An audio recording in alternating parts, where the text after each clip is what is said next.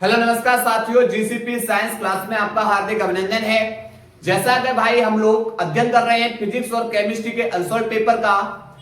इसमें भाई फिजिक्स का एक सेट कंप्लीट हो चुका है। आज केमिस्ट्री का टारगेट है और अब केमिस्ट्री का पूरा एक सेट कंप्लीट करने वाले हैं। चलिए देखते हैं। जैसा कि केमिस्ट्री के अंदर 5 के का तक कंप्लीट करा लिए थे प्रश्नों को, आज अध्ययन करने वाले 5 के खा से। 5वें का ख प्रश्न क्या बोल रहा है? एक प्रथम श्रेणी की अभिक्रिया 10 मिनट में 20% पूर्ण होती है, उसके 75% पूर्ण होने में लगने वाले समय की गणना कीजिए। चलिए सबसे पहले भाई आपको पता होना चाहिए किसका फॉर्मूला? प्रथम कोटि की अभिक्रिया। भाई प्रथम कोटि की अभिक्रिया के लिए पहले आपको फॉर्मूला पता होना चाहिए। K बराबर 2.303 बट्टे टी लॉग 10 a बट्टे a माइनस एक्स। अब सुनो, यहां पर a क्या है? अभिक्रिया की जो प्रारंभिक सांद्रता, a माइनस एक्स क्या है?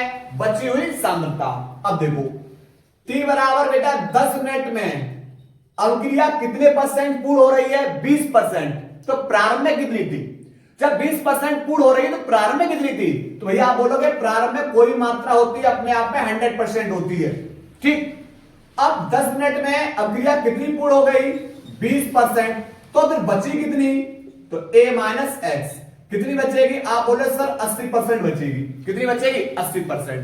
तो इन सबका मान प्रथम कोटि की अभिक्रिया के जो फॉर्मूला है उसमें लगा के k का मान निकाल लेंगे। चलिए तो k बराबर 2.303 बट्टे टी की जगह 10 लॉग 10 ए की जगह बेटा कितना लगाओगे? 100 बट्टे a माइनस एक्स की जगह कितना लगाओ? 80।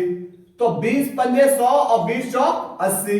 तो बचेगा 2.303 बट्टे 10 लॉग 10 5 बट्टे 4। एक फॉर्मूला होता है log m upon n। Log m upon n तो हो जाता है फॉर्मूला भाई log m minus log n। तो लगाइए भाई, ये m है और ये n है तो लगाओ 2.303 बट्टे 10 log m 5 minus log n कितना है? 4, ठीक। अब इनके मान लगा दो तो 2.303 बट्टे 10 लॉग 5 का मान है 0.699 माइनस लॉग 4 का मान है 0.6020, ठीक है। चलिए अब इसमें से भाई इसे घटाओ तो घटाएंगे तो k बराबर बेटा हो जाएगा 2.303 बट्टे 10। आप बेटा इसमें से जब इसे घटाओगे बचेगा 0. यहां पर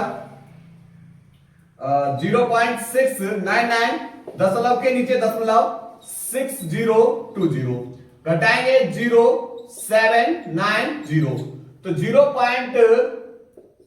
0.097, ठीक। आप क्या कर सकते हो? इसका ऐसे मल्टीप्लाई करके और 10 का भाग कर सकते हो। k का मान ऐसे भी निकाल सकते हो, लेकिन हम यहां पर k का मान यही छोड़ रहे हैं ऐसा ही, ठीक है। अब स्टेप सेकंड की कहानी देख रहा हूं। स्टेप सेकंड में क्या है भाई? बोल रहा है उसके 75% पूर्ण होने में लगने वाले समय की गणना करनी है। तो भैया प्रारंभ में कोई मात्रा अपने आप में 100% होगी। अब 75% पूर्ण हो चुकी है तो इसमें 75% पूर्ण होने में लगे समय की गणना करनी है। तो एक चीज बताओ, जब 75% पूर्ण हो जाएगी तो बचेगी कितनी? जब 75% पूर्ण हो जाएगी बचेगी कितनी? यानी बची हुई मात्रा, यानी कितना बचेगी? 25%। चलिए लगाओ प्रथम कोटि की अभिक्रिया का फॉर्मूला। k बराबर 2.303 बट्टे T log 10 a upon a minus x. तो भाई क्या करोगे? इस जो k का मान आपने निकाला है, जो ये k का मान, ये वाला k का मान निकाला है वो यहां अब लगाओ तो लगाएंगे 2.303 बट्टे 10 इंटू 0.097 बराबर 2.303 बट्टे ये t तो निकालना है और लॉग 10 a को मान कितना है भाई? ए का मान है 100 बट्टे माइनस एक्स बेटा कितना है 25 और 25 चौको कितना होता है 100। देखो 2.303 से 2.303 कैंसिल तो बचेगा कितना 0.097 बट्टे 10 बराबर यहां पर एक कुछ नहीं कितना बचेगा 1 बट्टे टी और लॉग यहां पर कितना है 4 लॉग 4 का मान कितना होता है 0.6020 लॉग 4 का मान बेटा 0.6020 ठीक। अब आपको निकालना क्या है टी निकालना है ना तो देखो एक काम कर रहे हैं आप क्रॉस मल्टीप्लाई कर दो क्या कर दो क्रॉस मल्टीप्लाई तो टी इंटू में 0.097 इसका ऐसे मल्टीप्लाई 10 का ऐसे मल्टीप्लाई कर दो तो 10 इंटू में 0.6020 ये गुणा में दूसरी ओर जाके भाग में तो टी बराबर हो जाएगा 10 इंटू 0.6020 बट्टे 0.097 ठीक है यहां तक कहानी क्लियर।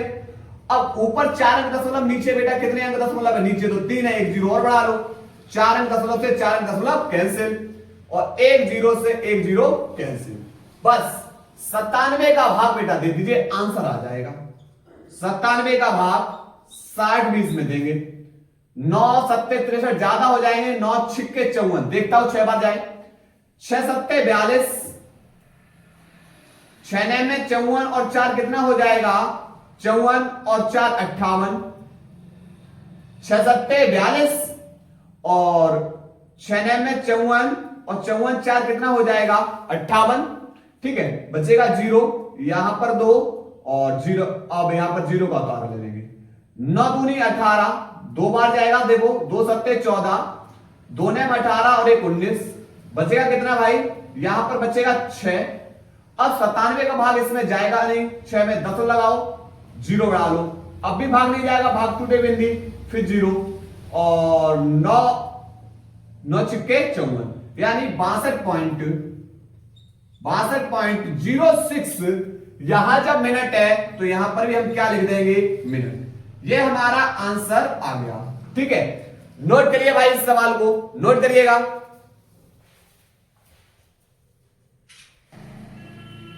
इसके बाद बेटा प्रश्न नंबर 5वें का ग का फर्स्ट पार्ट बोल रहा है निम्नलिखित उप संयोजक यौगिकों के सूत्र लिखिए। पहला है टेट्राएमीन डाई एक्वा कोबाल्ट और थर्ड वाला है और उसके बाद क्लोराइड। देखिए कोबाल्ट धातु है ठीक है उसके बाद बेटा यहां पर टेट्राएमीन यानी 4 डाई एक्वा H2O के 2 क्लोराइड कोबाल्ट थर्ड वाला इसलिए यहां पर अड़ुस के कितने चाहिए 3 क्लोरीन के। उसके बाद दूसरा है पोटेशियम ट्राइऑक्सोलेटो क्रोमेट। तो देखिए पोटेशियम क्रोमेट धातु है और कितने हैं ट्राइऑक्सोलेटो C2O4 पे इसका कितना C2O4 का होल थ्राइस। अब चूंकि बेटा क्रोमियम थर्ड वाला है इसलिए पोटेशियम के भी हमें कितने अड़ चाहिए 3 अड़ चाहिए ठीक। ये पहला पार्ट हो गया। सेकंड पार्ट क्या है बोल रहा है FeCN का होल 6 इस संकुल के ऊपर -4 तथा FeH2O का होल 6 इस संकुल के ऊपर +2 के तन विलयनों के रंग भिन्न होते हैं। समझाइए देखो यहां पर जो FeCN का होल 6 इस संकुल के ऊपर 4- है इसके अंदर बेटा जो CN है CN एक प्रबल लिगेंड है और जब ये CN बेटा प्रबल लिगेंड है तो ये किसका जो बड़े क्रिस्टल क्षेत्र विपाटन का क्या करता है निर्माण करेगा। जो बड़े क्रिस्टल क्षेत्र विपाटन का क्या करेगा निर्माण करेगा और कैसा निम्न चक्रण संकुल बनाएगा। निम्न चक्रण संकुल बनाता है क्यों प्रबल लिगैंड। ये प्रबल लिगैंड क्या करते हैं अयुग्मित इलेक्ट्रॉन को युग्मित कर देते हैं। कैसा कर देंगे युग्मित। और ये क्या बनाएंगे, निम्न चक्रण संकुल बनाएंगे। ठीक है, जिससे जो डीडी संक्रमण है वह कैसा हो जाता है, कठिन हो जाता है। और जब डीडी संक्रमण कठिन हो जाएगा तो जो संकुल का रंग होगा, संकुल आयन का रंग वह कैसा होगा, या तो रंगहीन होगा, क्योंकि ये अयुग्मित इलेक्ट्रॉन को क्या कर दे रहा है, युग्मित कर दे रहा है। तो संकुल आयन का जो रंग है या रंगीन होगा या हल्के पीले रंग का। ठीक, इसी प्रकार अगर बात करेंगे भाई किसकी, Fe2O का होल 6, इसके ऊपर बेटा 2+, इसके अंदर देख रहे हैं भाई H2O एक कैसा है, दुर्बल लिगेंड है जो अयुग्मित इलेक्ट्रॉनों को युग्मित नहीं करता, युग्मित नहीं करता है। और भैया जब अयुग्मित इलेक्ट्रॉनों को युग्मित नहीं करेगा तो कहानी क्या होगी, तो जो क्रिस्टल क्षेत्र, तो ये छोटे स्तर पे क्रिस्टल क्षेत्र का निर्माण होगा। यहां पर बड़े स्तर पे हो रहा है और जहां पर जो छोटे क्रिस्टल क्षेत्र का निर्माण करेगा, क्रिस्टल क्षेत्र का निर्माण। ठीक है, और उसके बाद यह कैसा बनाएगा, उच्च चक्रण संकुल बनाएगा। चक्रण संकुल का निर्माण करेगा और उच्च चक्रण संकुल बनाएगा। तो फिर यहां पर क्या होगा, जो क्या होगा, जो जिसका बेटा डीडी संक्रमण होगा वह कैसा होगा, यहां पर कठिन था, यहां पर बेटा कैसा होगा, यहां पर आसानी से हो जाएगा। यहां पर कैसा हो जाएगा, आसानी से हो जाएगा। और आसानी से हो जाएगा तो संकुल आयन का जो रंग है वह बेटा कैसा होगा, रंगीन अथवा हरे या नीले रंग का, हरे या नीले रंग का संकुल मिलेगा। ठीक है, तो यह मैंने बेटा पूर्ण रूप से कहानी आपको लिखाई हुई है, समझो क्या, कि जो आप लिखना कैसे है समझना। जो हमारा FeCN का होल 6 4-, अगर इसकी ऑक्सीडेशन संख्या निकालें तो इसकी जो ऑक्सीडेशन संख्या निकलेगी, तो सबसे पहले Fe26 का इलेक्ट्रॉन विन्यास करो, 1s2 2s2 2p6 3s2 3p6 4s2 और 3d6। अब बेटा यहां पर क्या करना है, इसकी ऑक्सीडेशन संख्या का इलेक्ट्रॉन विन्यास करना है। कैसे निकालोगे, एक Fe का निकालना, एक Cn पे कितना माइनस, 1 माइनस, Cn है कितनी 6, तो यहां पर इधर निकाल दे रहा हूं, Fe का निकालना है प्लस 1 Cn पे 1 माइनस पर Cn 6 बराबर, इस कोष्टक के ऊपर प्लस का माइनस के 4 है। अब देखो Fe 6 एकम 6 पर किसके, माइनस के, बराबर माइनस के 4, ये माइनस के 6 दूसरी ओर जाके प्लस के 6 माइनस के 4, अर्थात Fe की बेटा जो ऑक्सीडेशन संख्या निकली है वो कितनी निकली, प्लस के 2। ठीक, इसमें देखो यह बेटा H2O उदासीन लिगेंड है, तो Fe की भी यहां पर ऑक्सीडेशन संख्या कितनी निकलेगी, प्लस के 2। ठीक, अब यहां पर बात करेंगे Fe2+ की, करेंगे 1s2 2s2 2p6 3s2 3p6। Fe2+ क्या करना है, मतलब बाह्यतम कोष से 2 इलेक्ट्रॉन त्यागिए। तीसरी संख्या के बाद कौन सा बेटा बाह्यतम कोष है, चौथी संख्या। तीसरी के बाद कौन सी दिखाई दे रही है, चौथी संख्या, तो चौथी संख्या ही हमारा बाह्यतम कोष होगी। ये मत ध्यान रखना कि ये बाह्यतम कोष है, नहीं, इसमें तो इलेक्ट्रॉन, अंतिम इलेक्ट्रॉन प्रवेश कर रहा है, अंतिम इलेक्ट्रॉन 3D में प्रवेश कर रहा है, लेकिन बाह्यतम कोष बेटा कौन सा है, चौथी संख्या। ठीक है, तो चौथी संख्या से जब 2 इलेक्ट्रॉन त्याग दोगे 0 और 3D में बेटा 6। ठीक, 3D में बेटा कितना हो गया, 6। यहां पर बेटा 3D में 6 इलेक्ट्रॉन, यहां पर भी 3D में 6 इलेक्ट्रॉन, क्योंकि दोनों की ऑक्सीडेशन संख्या बेटा बराबर है, Fe2+ और Fe2+। ठीक, अब यहां पर जब बेटा हम D कक्षक में इलेक्ट्रॉनों को भरेंगे 3D में, ठीक है, तो यहां पर कितने इलेक्ट्रॉन है, 6, तो 1 2 3 4 5 और 6 हुंड के नियम के अनुसार। ठीक है, तो कहानी ये होगी कि अगर आप Cn को लेकर आ रहे हो तो ये अयुग्मित इलेक्ट्रॉन है, इन्हें क्या कर देगा, युग्मित। और अयुग्मित इलेक्ट्रॉन युग्मित होने के कारण क्या होगा, ये बड़े क्रिस्टल क्षेत्र का निर्माण करेंगे, बड़े क्रिस्टल क्षेत्र विपाटन का निर्माण करते हैं और निम्न चक्र संकुल बनाते हैं। कैसा बनाएंगे, निम्न चक्र संकुल। और जिसके कारण जो डीडी संक्रमण है वह कैसा हो जाता है, कठिन हो जाता है और संकुल आयन का रंग रंगहीन या हल्के पीले रंग का होगा। इतनी कार्य के लिए इसके अंदर बेटा अगर हम H2O को लेकर आए इसके अंदर, तो ये बेटा जो H2O एक हमारा ध्रुवण लिगेंड है, तो ये अयुग्मित इलेक्ट्रॉनों को युग्मित नहीं करेगा, ठीक है। और अयुग्मित इलेक्ट्रॉन को युग्मित नहीं करेगा तो जो ये क्रिस्टल क्षेत्र का निर्माण करेगा और क्या बनाएगा, उच्च चक्रण संकुल, ठीक है। क्योंकि इसके अंदर बेटा लिगेंड आ ही नहीं रहे हैं, ठीक है, लिगेंड इसके अंदर भर ही नहीं रहे, तो ये किसका निर्माण करेगा, उच्च चक्रण संकुल का। और डीडी संक्रमण बेटा कैसा हो जाएगा, आसानी से हो जाएगा। और जो संकुल आयन का रंग होगा वो कैसा होगा, रंगीन अथवा हरे या नीले रंग का होगा, ठीक है। नोट करिए बेटा इसको। इसके बाद बेटा प्रश्न नंबर 5वें का घ, 5वें का घ है निम्न पदों को समझाइए। क्या है 5वें का घ भाई, निम्न पदों को समझाइए। पहला पूछा है ज्वेटर आयन, ज्वेटर आयन। आप समझते हैं भाई ज्वेटर आयन किसे कहते हैं। देखिए जो एमिनो अम्ल होता है, एमिनो अम्ल क्षारीय प्रकृति का एमिनो समूह तथा अम्लीय प्रकृति का कार्बोक्सिलिक समूह रखते हैं, इनसे जुड़े होते हैं। अब इसमें क्या होता है कि जो क्षारीय प्रकृति का एमिनो समूह है, NH2 समूह, यह क्या करता है, प्रोटॉन का ग्रहण, जबकि कार्बोक्सिलिक समूह प्रोटॉन का क्या कर रहा होता है, त्याग कर रहा होता है।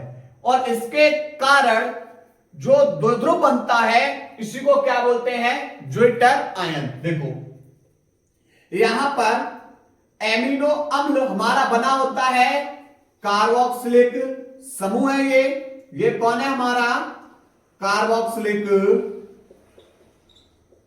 समूह। और इससे जोड़ दिया बेटा एक क्षारीय प्रकृति का एमिनो समूह, क्षारीय प्रकृति का ये एमिनो समूह है, ठीक है। और अब कार्बन के बेटा 4 बॉन्ड पूरे करने हैं, तो 2 बॉन्ड से हो गया, तीसरे बॉन्ड से R जोड़ दिया, चौथे बॉन्ड से हमने H जोड़ दिया, तो ये हमारा फॉर्मूला बन जाता है एमिनो अम्ल का। किसका फॉर्मूला बन जाता है, एमिनो अम्ल। तो एमिनो अम्ल क्षारीय प्रकृति का NH2 समूह तथा अम्लीय प्रकृति का कार्बोक्सिलिक समूह रखते हैं। अब क्या होगा कि इसमें बेटा जो कार्बोक्सिलिक अम्ल है ये जलीय माध्यम में, किस माध्यम में, जलीय माध्यम में कार्बोक्सिलिक अम्ल है, तो अम्ल क्या करते हैं, H आयन देंगे। H आयन देने का मतलब प्रोटॉन का त्याग, H+ मतलब प्रोटॉन का क्या कर रहे हैं, त्याग करेंगे। प्रोटॉन का ये तो बेटा करेंगे त्याग, और यहां पर जो हमारा क्षारीय NH2 समूह है ये क्या करेगा, प्रोटॉन का ग्रहण। तो कहानी कुछ इस तरीके से होगी, RC ये प्रोटॉन का बेटा ग्रहण करेगा तो इसके ऊपर चार्ज आ जाएगा प्लस, और ये क्या कर रहा है, प्रोटॉन का त्याग कर रहा है, इसलिए इसके ऊपर चार्ज माइनस, और यहां पर ऊपर जुड़ा हुआ H, ठीक है। तो इसी को हम क्या बोलते हैं, इसी को बोलते हैं ज्वेटर आयन। क्या बोलते हैं भाई, ज्वेटर आयन, ठीक है। चलिए तो क्या परिभाषा लिखेंगे, परिभाषा लिखेंगे एमिनो अम्ल, एमिनो अम्ल क्षारीय प्रकृति का,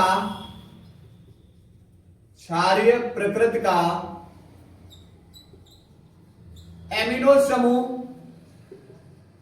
एमिनो समूह तथा अम्लीय प्रकृति का कार्बोक्सिलिक समूह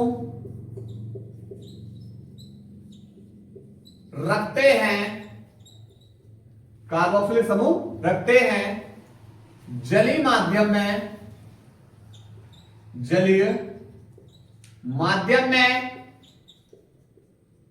NH2 समूह प्रोटॉन का ग्रहण, प्रोटॉन का ग्रहण तथा कार्बोक्सिलिक समूह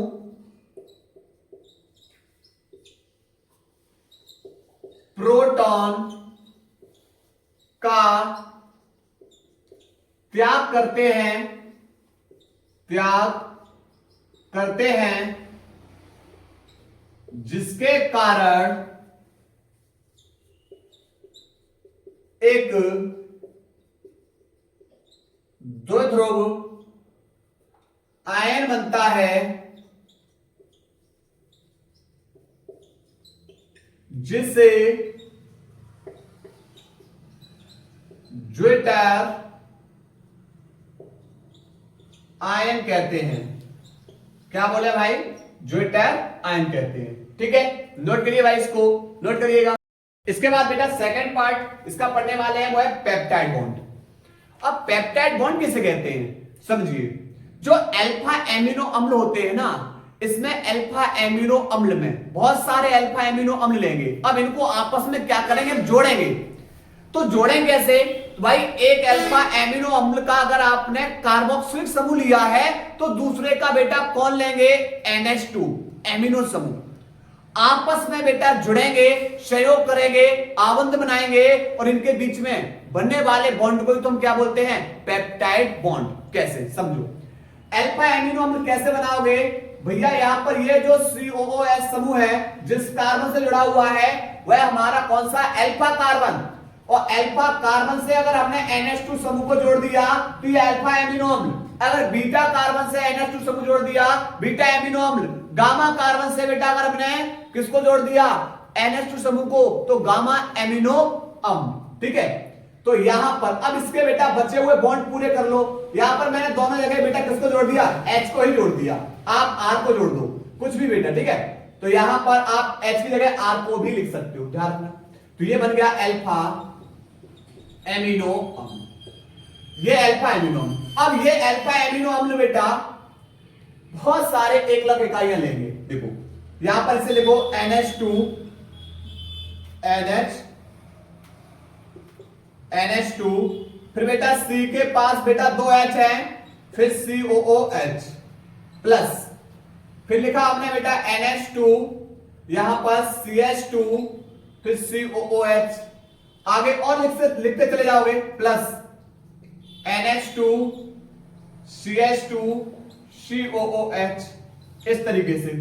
ठीक है, अब होगा क्या कि भाई यहां पर ये एक अल्फा एमिनो अम्ल का अगर कार्बोक्सिलिक समूह इससे कौन ले लिया हमने?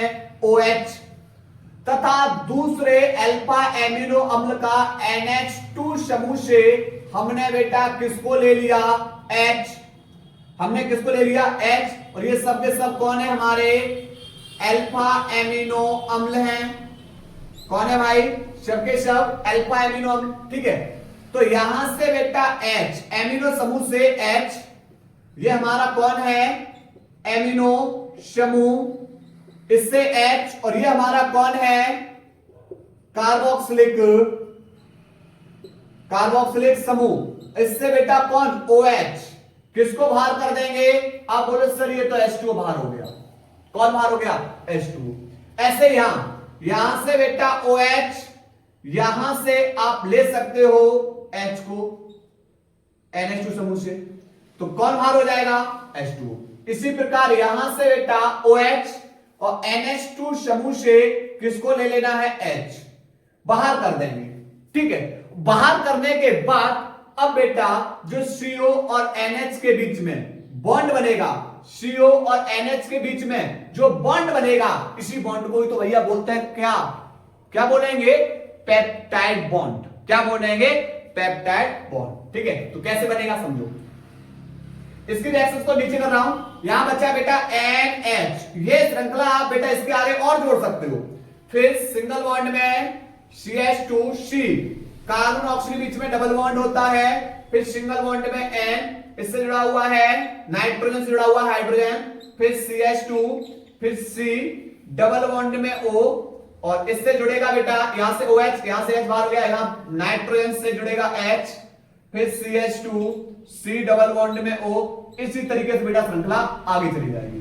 तो आप देख रहे हो कि ये बेटा जो CO और NH2 के बीच में जो बॉन्ड बन रहा है, CO और NH2 के बीच में जो बॉन्ड बन रहा है, इसी को तो बोलते हैं भैया क्या, पेप्टाइड बंध। क्या बोलते हैं, पेप्टाइड बंध। जब आप बेटा बहुत सारे अल्फा एमिनो अम्लों के बीच में बॉन्ड बना दोगे, किस किस के बीच में, CO और NH के बीच में, तो इसे फिर बोल देंगे पॉलीपेप्टाइड बॉन्ड। क्या बोल देंगे, पॉलीपेप्टाइड बॉन्ड। ठीक है, तो क्या लिखेंगे, लिखेंगे एक अल्फा एमिनो अम्ल का कार्बोक्सिलिक समूह, कार्बोक्सिलिक समूह तथा दूसरे अल्फा एमिनो अम्ल का, अल्फा एमिनो अम्ल का, दूसरे अल्फा एमिनो अम्ल का कौन सा बेटा समूह, एमिनो समूह, एमिनो समूह आपस में सहयोग, आपस में सहयोग करके जो आवंध बनाते हैं उसे पेप्टाइड आवंध कहते हैं, कहते हैं। जब अनेक अल्फा एमिनो अम्ल के बेटा, अनेक अल्फा एमिनो अम्ल को आपस में जोड़ेंगे और उनमें बेटा एक का, किसका, कार्बोक्सिलिक समूह तथा दूसरे का NH2 समूह आपस में बेटा क्या करेंगे, बॉन्ड बनाते चले जाएंगे, तो यही बेटा क्या बन जाएगा, पॉलीपेप्टाइड बॉन्ड। ठीक है, बहुत सारे आपको NH2 समूह दिखाई देंगे, तो क्या बन जाएगा, पॉलीपेप्टाइड बॉन्ड। उम्मीद है आप लोग समझ में आया होगा, नोट करिए भाई। इसके बाद बेटा हम लोग पढ़ने वाले हैं पांचवें का घा का तीसरा पार्ट। तीसरा पार्ट क्या है, प्रोटीन की प्राथमिक संरचना। प्रोटीन की प्राथमिक संरचना बेटा ये आपकी जो पॉलीपेप्टाइड श्रृंखला होती है इससे ही बनती है। क्या होगा, तो प्रोटीन में जो यहां पर प्रोटीन है, प्रोटीन में जो एमिनो अम्ल है, एमिनो अम्ल के विशिष्ट क्रम में जो बनी पॉलीपेप्टाइड की जो संरचना होती है वही क्या कहलाती है, उसकी प्राथमिक संरचना कहलाती है।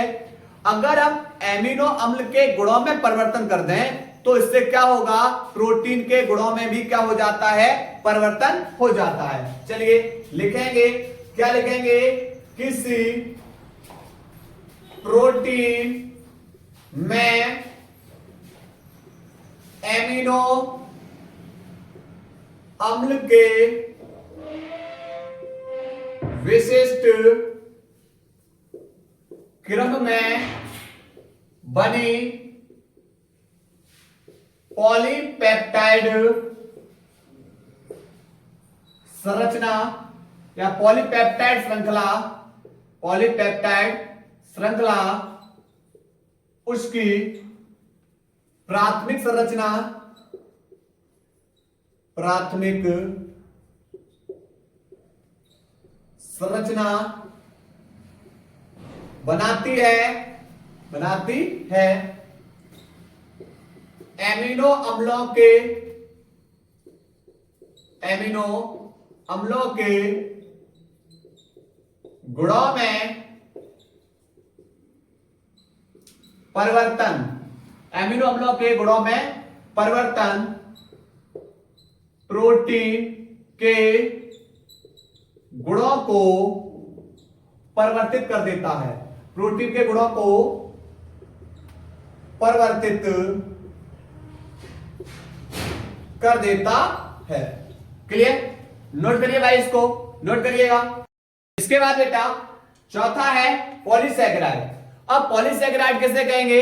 तो आप बोलोगे वे कार्बोहाइड्रेट जिनका जल अपघटन कराने पर मोनोसैकेराइड के 10 से अधिक अणु प्राप्त होते हैं, क्या कहलाते हैं? पॉलीसैकेराइड। जैसे स्टार्च और सेलुलोज। स्टार्च का फॉर्मूला होता है C6H10O5, इसके कितने मॉलिक्यूल? N। ये क्या हो गया? स्टार्च। इसका कराएंगे जल अपघटन, उत्प्रेरक H। देखो कार्बन 6 है। अब देखो स्टार्च के N अणु है तो जल के भी कितने अणु ले लेंगे? N। तो देखो C6H 10 और 2 12, O 5 और 1 6। ठीक है, ये क्या बन जाएगा? ग्लूकोज। कितने अणु होंगे इसके? N अणु। ठीक है, तो ध्यान रखना ये ग्लूकोज हमारा क्या है? मोनोसैकेराइड। ग्लूकोज, फ्रक्टोज, गैलेक्टोज, ये सब के सब क्या हमारे मोनोसैकेराइड है। ठीक है, तो क्या लिखेंगे? लिखेंगे वे कार्बोहाइड्रेट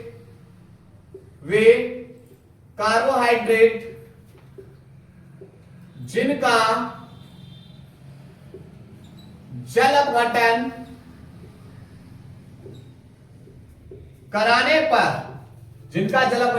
कराने पर मोनोसैकेराइड के 10 से अधिक अणु प्राप्त होते हैं, पॉलीसैकेराइड कहलाते हैं। पॉलीसैकेराइड कहलाते हैं। क्लियर? नोट करिए भाई, इसको नोट करिएगा। इसके बाद बेटा प्रश्न नंबर 6 का क। 6 का क है निम्नलिखित यौगिकों की संरचनाएं लिखिए। देखिए पहली संरचना किसकी पूछी है भाई? पहला पूछा है 2 क्लोरो 3 मैथिल पेंटेन। अब देखो सबसे पहले भाई ये देखो 2 क्लोरो 3 मैथिल किस पे जुड़े हुए हैं? पेंटेन। पेंटेन का मतलब 5 कार्बन। कितने कार्बन? 5।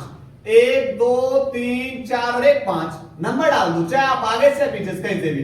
1 2 3 4 5।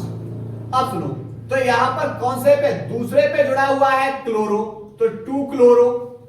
तीसरे पे जुड़ा हुआ है मैथिल, तो ये जोड़ दिया बेटा मैथिल समूह। उसके बाद सबके कितने कार्बन है? 5। और कैसे जुड़े हुए? सिंगल बॉन्ड से, तो क्या हो जाएगा? N। ठीक है, अब इसको बैलेंस कर लो। क्या कर लो? बैलेंस। तो कार्बन कितने बॉन्ड बनाता है? 4 बॉन्ड। ठीक है, अब बस इनके 4 बॉन्ड, जितने बॉन्ड की कमी है 4 बॉन्ड में, उन पे जोड़ते चाहिए H। इस कार्बन से 1 बॉन्ड टच है, 3 की कमी है 3H। इस कार्बन से 2 बॉन्ड टच है, 2 की कमी है 2H। इस कार्बन से 1 2 3 बॉन्ड टच है, 1 की कमी है 1H, जोड़ दो। उसके बाद इस कार्बन से बेटा कितने बॉन्ड टच है? 3, तो 1 बॉन्ड की कमी है 1H, जोड़ दो। और उसके बाद CH3। ये बेटा बन गया फॉर्मूला। दूसरा है भाई 1,4 डाइब्रोमो ब्यूट 2इन। 1,4 डाइब्रोमो ब्यूट 2इन। देखो 1,4 डाइब्रोमो कहां पे जुड़े हुए हैं? ब्यूट, मतलब 4 कार्बन। 1 2 3 और 1 4। नंबर डाल दो 1 2 3 और 4। पहले पे बेटा ब्रोमो है और चौथे पे ब्रोमो है, और डबल बॉन्ड कौन से पे है? दूसरे पे, तो डबल बॉन्ड लगा दिया बेटा दूसरे पे। ठीक है, अब बैलेंस कर दो इसको। तो देखो इस कार्बन से 1 बॉन्ड टच है, 2 की कमी है, जोड़ दिया। फिर सिंगल बॉन्ड बेटा C, इससे 3 बॉन्ड टच है, 1 की कमी है, जोड़ दो। इससे 3 बॉन्ड बेटा टच है, 1 बॉन्ड की कमी 1 है, जोड़ दो। उसके बाद इस कार्बन से 2 बॉन्ड टच है, 2 की कमी है, 2 है, जोड़ दो। ये बन गया बेटा 1,4 डाइब्रोमो ब्यूट 2इन। ठीक है, अब बात करेंगे थर्ड पार्ट की। थर्ड पार्ट में है 1 bromo comma 2,2 dimethyl propane, 1 bromo 2,2 dimethyl propane. देखिए प्रोपेन, अब देखो प्रोपेन मतलब 3 कार्बन, 1 2 3, दूसरे पहला दूसरा तीसरा, पहले पे ब्रोमो जुड़ा हुआ है Br, दूसरे पे बेटा मैथिल और दूसरे पर ही फिर मैथिल। अब इसको बैलेंस कर दीजिए, ठीक है। एक इस कार्बन से एक बॉन्ड टच है, 3 की कमी 3 है, जोड़ दो। इससे चारों बॉन्ड बन रहे हैं, ऊपर वाले बेटा बॉन्ड कंप्लीट है। अब देखो इस वाले से देखो केवल 2 बॉन्ड टच है, 2 की कमी है, जोड़ दो, ठीक। चौथा है 2 bromo 2 methyl but 2 ene, 2 bromo 2 methyl but 2 ene. देखो 2 ब्रोमो 2 मैथिल ब्यूट 2 इन, ब्यूट पे जुड़े हुए हैं, तो 1 2 3 और 1 4, नंबर डाल दो 1 2 3 और 1 4। दूसरे पे Br जुड़ा हुआ है, जोड़ दिया, दूसरे पर ही मैथिल जुड़ा हुआ है, जोड़ दिया, ब्यूट 2 इन, दूसरे पे ही बेटा डबल बॉन्ड है, ठीक। अब बैलेंस पूर्ण कर दो। इस कार्बन से एक बॉन्ड टच है, 3 की कमी, इससे 3 बॉन्ड टच है, 1 बॉन्ड की कमी, ठीक। इसके बेटा 1 2 3 4 बॉन्ड टच है, Br यहां पर जुड़ा हुआ है CH3, और इससे 1 बॉन्ड टच है, 3 की कमी, ये लो बेटा। उसके बाद 5वां स्ट्रक्चर 1 क्लोरो 2 मैथिल बेंजीन, भैया बेंजीन है, कौन सा बेंजीन है भाई, 1 क्लोरो 2 मैथिल बेंजीन, बेंजीन बनाओ, ठीक। 1 क्लोरो पहले पे Cl जोड़ दो, दूसरे पे मैथिल CH3, बन गया बेटा ये स्ट्रक्चर। नोट करिए भाई इसको, चलिए नोट करिएगा।